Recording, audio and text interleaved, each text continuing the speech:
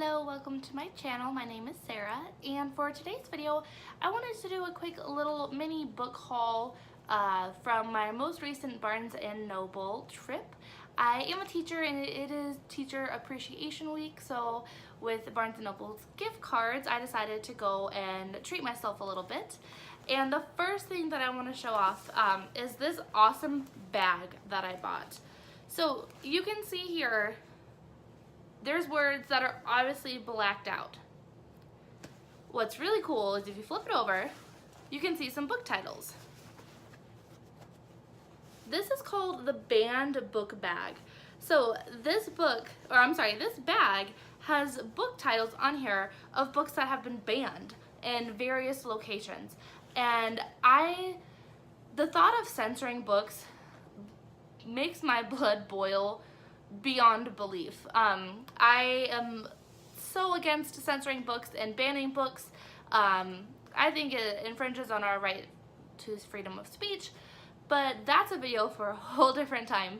And once I take the books out of here, I'll hold up the bag again so you can see the titles a little bit better, but let's just get right onto it. Alright, so the very first book that I got is A Court of Frost and Starlight by Sarah J. Maas. I am so excited to read this. It is a lot shorter than I was expecting. Apparently this is a novella and I had no idea, but I don't care if it is a novella.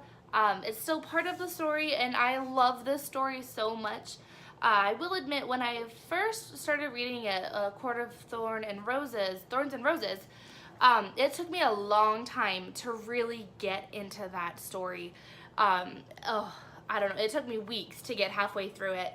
But once I was a little past halfway, more towards the end of the book, it really picked up for me and I got hooked. Second and third books I absolutely love.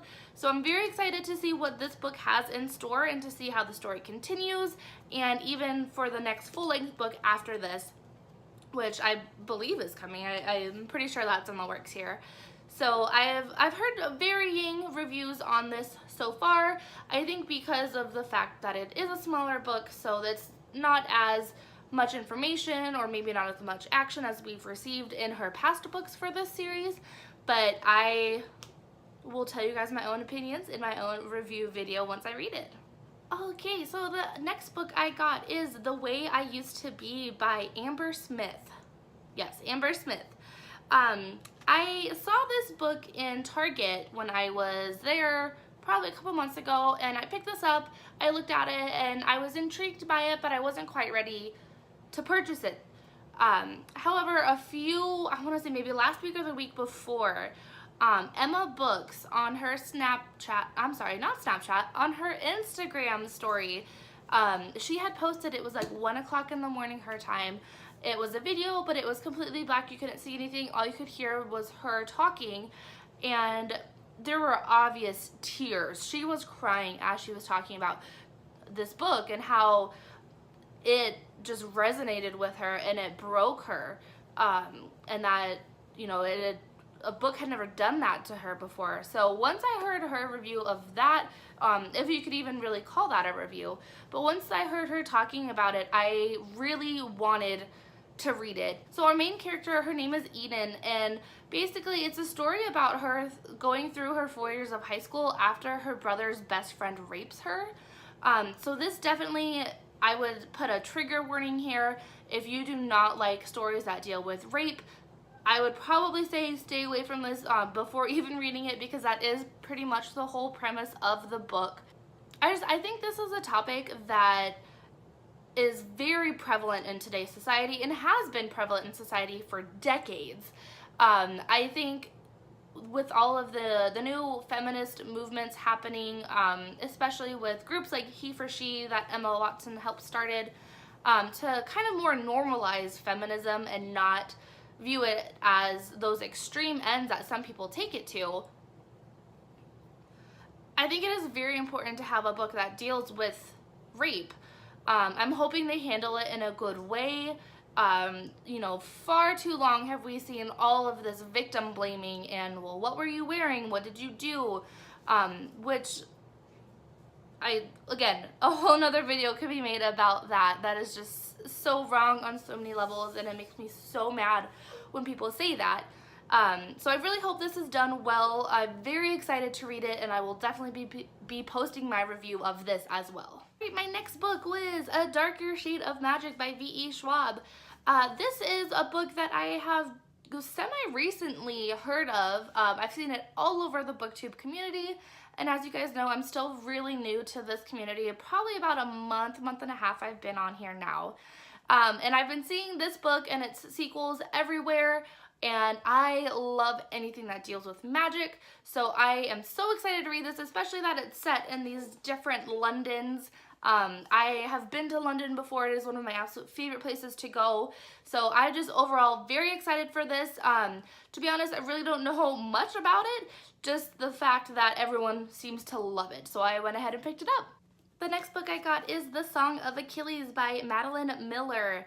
I learned about this book recently from everyone talking about her other book that just came out, Cersei, which is kind of a retelling of the Odyssey, and I have always been fascinated with the fall of Troy and the stories around the Iliad and the Odyssey, so having this retelling of the Iliad with Achilles, it's totally right up my alley. I love historical fiction, especially when it deals with some of this mythology. So I've heard great things about this. I'm so excited to get going on this and to its sequel as well, which just so happens to be the next book that I got. So this one, I think I'm more excited about this book than I am The Song of Achilles, since this one does follow Cersei, who is the first witch to be written in Western literature. And if you know me by now, I love any and all stories that contain witches, witchcraft, magic, anything like that. So to have this historical fiction with the first female, not even female, but the first witch in literature is so exciting. I've heard great things about it. This just came out, so I know people have been going crazy over it. I'm sure there will be a ton of reviews coming about this soon if they're not already on here already. So you can definitely be looking forward to mine as well. So I loved the idea of that band book bag tote so much that when I saw they had other items with it, I went ahead and got them, of course. So there is a matching pencil pouch, which again has the book titles, and some of them are blacked out. Same thing on this side.